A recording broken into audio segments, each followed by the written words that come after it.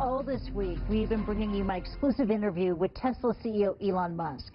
We also talked about his other high-profile company, SpaceX. Musk is one of the visionaries of private space expeditions. And while some see colonizing other planets as a pipe dream, the SpaceX CEO has a very different outlook on why space exploration is so important. You're also the CEO of SpaceX. The ultimate goal is Mars. Right. It's getting humankind to Mars. So why does Mars make sense? The goal of Tesla and Solar City is to minimize the existential threat of a delayed transition to a sustainable energy economy.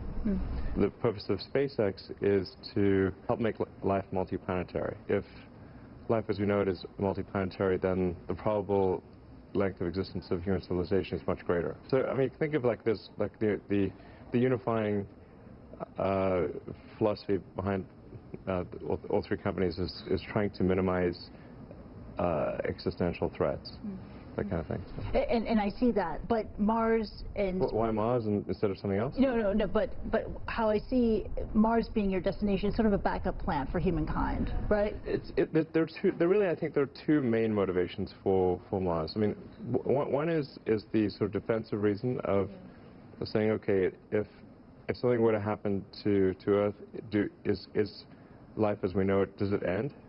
Or if it's on another planet, then it probably doesn't end. A multi-planet civilization is likely to last a lot longer than a single-planet civilization. The other part of it is it would just be an incredible adventure. Yeah. And it would be very exciting. And even if somebody never planned to go to Mars, just following the progress, I think, would vicariously would be quite inspiring. Yeah. And I do think it's important that we have things that inspire us. It can't just be about solving, miserable problems all the time, because why get up in the morning? What's your advice to encourage people to do the hard stuff and to invent the hard stuff for the betterment of humankind? I think the right way to think of things is like, what is the most useful thing that you can think of to do, and that others are not doing? If our problems are getting well solved by others, there's not much point in going and then competing against them if they're going to solve it well anyway. It's better to work on things that you think probably enough smart people aren't working on. A couple quick questions about Hyperloop. It's an idea that you came up with. You gave it away because you had no time to deal with it. Yeah. A number of companies are taking it on. There is traction. It's gaining momentum. If it does roll out successfully in California, do you see other applications around the world? The only thing that I'm involved in actually with respect to Hyperloop is we're building a little test track, and we're funding an annual student competition, which is really just to encourage thinking in new modes of transportation. It seems to have gotten a fair bit of momentum at the college level. Kids are pretty excited about it. So it's basically the only part that I'm involved in is just trying to get kids excited about new transport technology. Yeah, you quite famously gave the idea away because you had no time for it. Do you have other ideas that you have no time for? Well, I mean, I do think it's possible to create something very exciting in electric aircraft. And I think there's probably going to be a lot that happens in genetics and in human-machine brain interface, like essentially a cyborg brain interface. I think there's some pretty... The so-called singularity? Singularity, well, that's sort of more relating to deep AI. It's something I think we should be concerned about, because that may or may not turn out well. Yeah. You've expressed your reservations about AI and your fears about that. Yeah, I just think the singularity is probably the right word, because we just don't know what's going to happen once there's intelligence substantially greater than that of a human brain. Yeah. And do you think, I mean, because there's been a lot of sci-fi about AI, series like Humans, etc. It's entering the mainstream, entering the public discourse, that people are understanding the ethical dangers and the, I guess, physical dangers that AI could potentially pose? I mean, most of the movies and TV featuring AI, they don't describe it in quite the way it's likely to actually take place. But I think you just have to consider, like, even in the benign scenario where if AI is much smarter than a person, what do we do? Yeah. What job do we have? Believe in a benevolent AI force and cross our fingers? Yeah, just like even, but that's the benign scenario. Benign scenario, the AI can do any job that a human can, but better. Yeah. That's the benign scenario. Plummeting oil prices. Is that going to undercut the viability of electric cars? Your thoughts on that? Well, it definitely reduces the power of the economic forcing function to go electric if oil is at decadal lows. I think in the case of Tesla, it probably affects us a little bit less because we have quite significant product differentiation.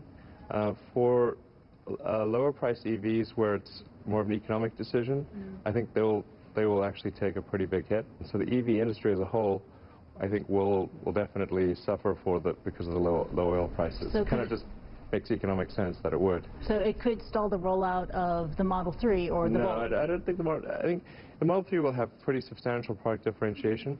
So you essentially have to say, like, okay, here's the value. The value is a certain level, and then the price is a certain level. So as long as the value and the price make sense relative to each other, a product will be fine. A question about Solar City.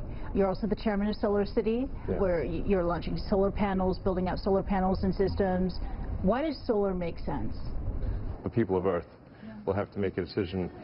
To what degree do they are we willing to sacrifice the future for the present? Yeah. The overwhelming opinion of the scientific community is that we should not put billions of tons of carbon into the atmosphere, which is what we're doing. But unless we change the rules, because the rules currently strongly favor hydrocarbons, unless we change the rules, I think we're in for a really rough future. I mean, is that in the back of your mind of how you can seduce the public to buy into a low-carbon future when it's so easy with low oil prices that they don't need to go solar, they don't need to go electric? So you got to make it cool for them. You got to make it enticing for them. Well, that's what we're trying to do with Teslas. We're trying to make the electric car so compelling that you don't care about about cheap gas. It's harder, I think, on the solar front because electricity is more of a commodity. You don't. It's not like different types of electricity. It's essentially a commodity. I mean, fundamentally, we have a delayed gratification issue collectively as a species. Like, are we willing to sacrifice the near term for the long term or not? I mean, at some point we will have no choice because we'll run out of hydrocarbons to mine and burn, and we'll have to transition to a sustainable energy economy. So sooner or later, we've got to go towards a solar electric future. It's better for the future of Earth if we go sooner than later. China is the world's largest auto market. China is also the world's biggest carbon emitter. Do you think China realizes and understands how much it needs your technology? Well, I think there's an understanding by the Chinese government that electric vehicles are very important to the future. In order to have clean air in cities, you have to go electric. So the policies and initiatives of the national government are increasingly favoring that outcome. The challenge for Tesla, I think, is to figure out local production, because right now our cars in China they come in with quite a high import duty, and we're not eligible for local incentives. So all of our sales in China are effectively at quite a high penalty.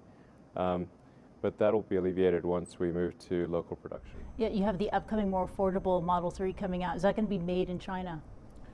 It will eventually be made in China. I think the thing that sometimes is not obvious for Tesla is that we're actually a very tiny company. Our total production last year was only 50,000 cars compared to global production of 90 million for all car makers. So there's only so much we can do at one time, if it was possible for us to do local production in China sooner, we would, but I think it's probably going to be close to 3 years before we can achieve that outcome. Now, the Model 3 will be a real test for Tesla. That's when you're going to see if the EV, the electric car, can go truly mainstream. Are you confident?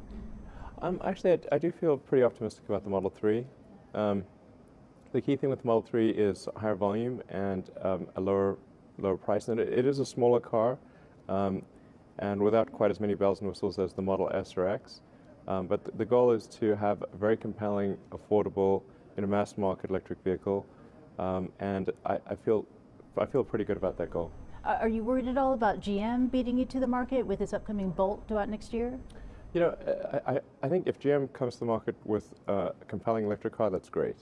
You know, the goal of Tesla from the beginning has been to accelerate the advent of sustainable transport. So, you know, I think if GM or any other company comes out with compelling electric cars, that's good for the world, and you know, we would applaud them.